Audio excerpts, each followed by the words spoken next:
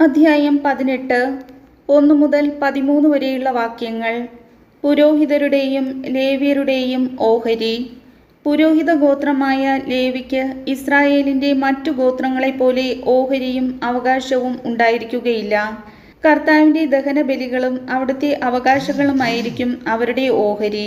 സഹോദരന്മാർക്കിടയിൽ അവർക്ക് ഓഹരി ഉണ്ടായിരിക്കുകയില്ല. കർത്താവ് അരുളി ചെയ്തിട്ടുള്ളതുപോലെ അവിടുന്നായിരിക്കും അവരുടെ ഓഹരി. ബലിയർപ്പിക്കുന്ന ജനത്തിൽ നിന്ന് പുരോഹിതന്മാർക്കുള്ള വിഹിതം ഇതായിരിക്കും: ബലിയർപ്പിക്കുന്ന കാളയുടെയും ആടിൻ്റെയും കൈക്കുറുകുകൾ, കവിൾത്തടങ്ങൾ, ഉദരഭാഗം ഇവ പുരോഹിതന് നൽകണം.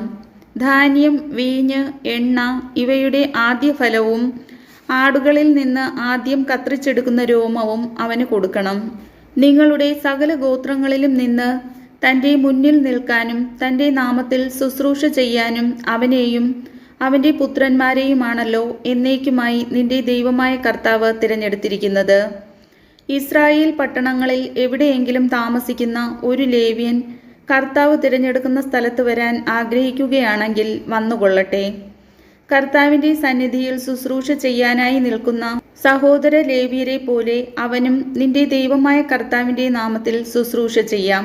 പിതൃസമ്പത്ത് വിറ്റ് കിട്ടുന്ന തുകയ്ക്ക് പുറമെ ഭക്ഷണത്തിൽ മറ്റു ലേവ്യരോടൊപ്പം തുല്യമായ ഓഹരി അവനുണ്ടായിരിക്കും. നിന്റെ ദൈവമായ കർത്താവ് തരുന്ന ദേശത്ത് നീ വരുമ്പോൾ ആ ദേശത്തെ ദുരാചാരങ്ങൾ അനുകരിക്കരുത്. മകനെയോ മകളെയോ ഹോമിക്കുന്നവർ, പ്രാശ്നികൻ, ലക്ഷണം പറയുന്നവൻ, ആഭിചാരക്കാരൻ, മന്ത്രവാദി, വെളിച്ചപ്പാട്, ക്ഷുദ്രക്കാരൻ, മൃതസന്ദേശ വിദ്യക്കാരൻ എന്നിവരാരും നിങ്ങൾക്കിടയിൽ ഉണ്ടായിരിക്കരുത്. ഇത്തരക്കാർ കർത്താവിന് നിന്ദ്യരാണ്. അവരുടെ ഈ മ്ലേച്ഛ പ്രവൃത്തികൾ നിമിത്തമാണ് അവിടുന്ന് അവരെ നിങ്ങളുടെ മുൻപിൽ നിന്ന് നിഷ്കാസനം ചെയ്യുന്നത്. നിന്റെ ദൈവമായ കർത്താവിൻ്റെ മുൻപിൽ നീ കുറ്റമറ്റവനായിരിക്കണം. കർത്താവിൻ്റെ വചനം.